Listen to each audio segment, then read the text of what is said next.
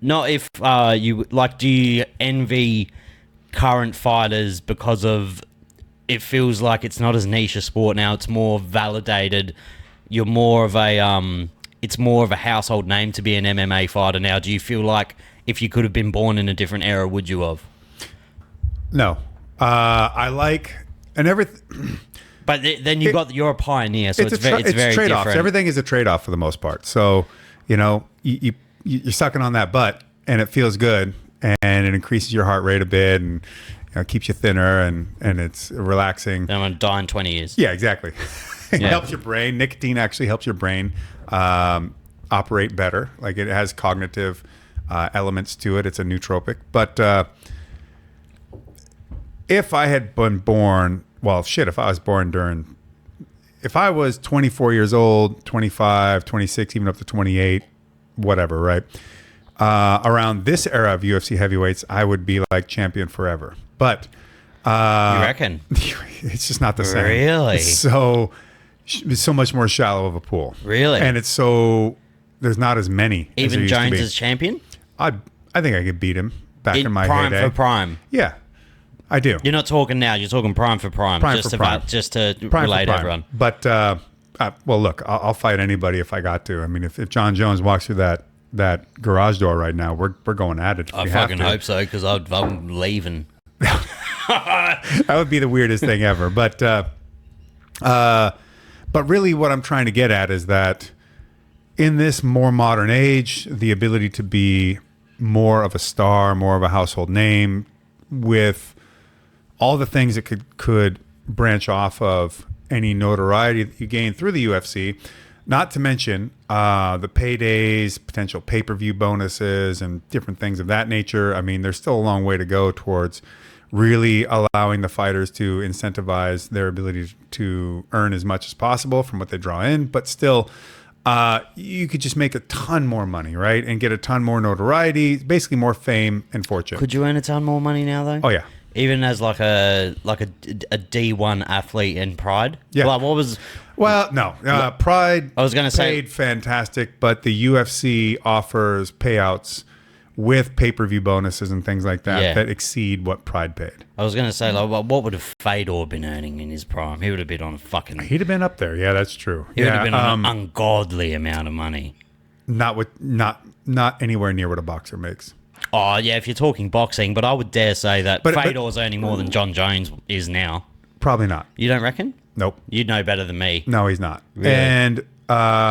And if he is, fine. I will consider myself and my guess and my estimate as being incorrect. But basically what it comes down to is that, well, as far as boxing is concerned, it's the incentivization model. It's the ability to draw money off of you getting a piece of the tickets, getting a piece of the pay-per-views in a different, with more chunk going towards you, getting a piece of merchandising. You just cut in on so much more stuff. So it's not like you're getting paid more money out of, let's say, some promoter or some specific direct cash payment. What you're getting is you're allowed to make money off of the money you draw. That's the difference. So and you're allowed to wear sponsors. You're allowed to all these things. Correct. But even if without the sponsors, if there's a fight T-shirt, right? Josh Barnett versus John Jones or whatever, right? We would be able to get a cut of every shirt that was sold, every ticket that was sold, even potentially of beer and food and alcohol sold in the arena, and so on and so forth. The more we pull in, the more money we would make. And that's why that model can make a fighter quite a lot of money. Then if you are also the promoter, that's how De La Hoya as well as Floyd Mayweather made so much money, is because they're the promoter and the fighter. So they're getting cuts both ways, which is why they might pull in like 100 million or some other crazy thing. Do you think fighters, I don't want to say deserve, but do you think 100 million is necessary? Like, I think that's a bit like over. Like everyone argues about fighter pay. It's not about, look, if it's a hard question because it's not that hard. It's just hard to formulate the answer here. This is what it's like. A fighter isn't upset about the money they make until they find out that they could have made more. Yes. A fighter isn't upset about the money they make until they find out the promotion is making X amount. Yes. Now, I've been a promoter. I am a promoter still. Bloodsport, Manager. shout out. Yeah. Josh Barnett's Bloodsport, greatest, hardest hitting pro wrestling event in the world. Look at that. It's like Welcome to Australia. This is like a Snow White moment. It's befriended if you. Snow White was a bogan in fucking Southern Australia. Instead of a butterfly landing on your finger, you get fly. a fucking fly. It's a housefly. God damn. So anyways, what a moment, right? How Disney. So the promoter is always going to make the most, by and large. Why? They put up the most to do it, right? They put the money down to secure the venue. They worked out all the deals to get the TV rights and do this and do that. Like, they put the most out there on the line. They have the potential to lose their ass, right? Like, a promoter is essentially, so to speak, gambling on their event. And the fighter gambles a little bit, to some degree, varying degrees, on themselves to compete in the event. But the fighter should have more capability of making money off of what they bring in.